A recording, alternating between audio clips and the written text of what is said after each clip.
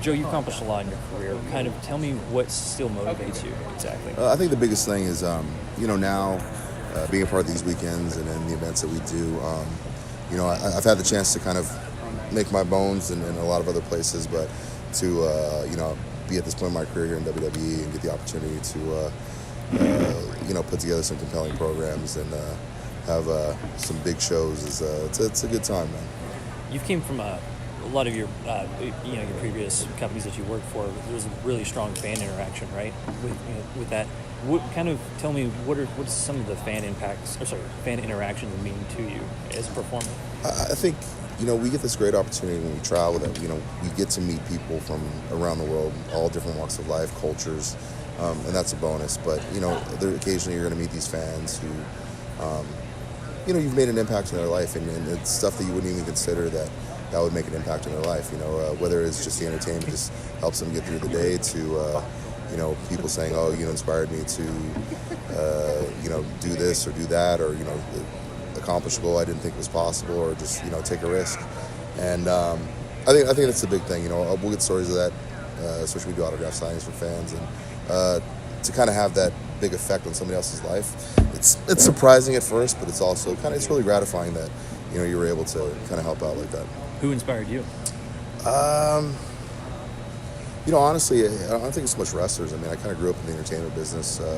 My parents ran a Polynesian dance troupe for years. I toured internationally, and if anything, it was my father, because what I did then when I was on the road and what I do now wasn't very different. I think a lot of parents, when their son says they want to get into pro wrestling and travel the world, they immediately are scared to death and are like, "Oh my goodness!" And I think the interaction with my father at the time, when I told him I was going to do professional wrestling full time, was, "You making money?" I said, "Yeah." He goes, "Well, all right, cool." By the way, I'm heading to Japan tomorrow. Well, I'll see you in 2 weeks. Yeah, he's a real stone cold guy, man. I'd like to say that I've done it all, but actually he's done it all. And he worked for Walt Disney for years, the Ice Capades. He's traveled and entertained in all walks of life. So he's my hero. Did you have to work like a second job when you were coming up? Initially, when I first did, and I actually bounced.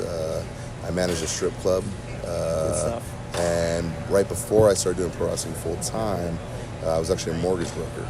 Oh, I remember that. Yeah. So, that's so bizarre. Which was it was great. It's a great money if you're willing to hustle for it. So, and I sold a lot of subprime mortgages and ruined a lot of lives. So, maybe I'm trying to make penance for it, and make people happy. When Samoa Joe is not in the ring, what are you doing? What's the real Samoa Joe like? Popularized and all that. I'm usually listening to music and a little bit more reading now than I used to in the past. But that's the biggest thing. And then if I'm unwinding, I'm usually at home playing some games or kind of chilling out. We're coming up on 2 years when you had your incredible match with Balor at TakeOver in Dallas. We had the blood and you're getting pissed off. They were wiping it off. Can you kind of take me through what that moment? I know it was 2 years ago, but what were you feeling in that moment? Was the crowd just kind of energizing you? Or? Oh, absolutely. I mean, sometimes you find yourself in these unusual circumstances, and at that point, and I liken it to an old fighter saying that no plan ever survives first contact, and that was definitely a plan not surviving first contact. So at that point, the crowd's charged up, the energy's charged up, and you're trying to serve a lot of masters there. You're trying to keep the energy going at the same time. Your medical personnel are all over you, and you're trying not to scare them to death because, it's funny, one of the medical guys after we got back, he stitched me up. He's like, I realize you're a little angry out there, but I appreciate you, being cordial with me and my medical staff. I was like, yeah, absolutely. Yeah, because the last guy we had to stay up was Brock, and he threw me halfway across the ring. And he goes, you grabbed me one time, I thought I was dead. And I said, well, I can't admit, I was planning on throwing you somewhere. And I'll let you go with this, but in an ideal world, you're in Mania, whether there's some surprise I don't know about, or next year, who do you want? What's a WrestleMania moment for you? If I'm not wearing the belt, then whoever has it, I'll be taking it from them then. Awesome. All right, thanks, Joe. Appreciate it, guys. Thanks, man.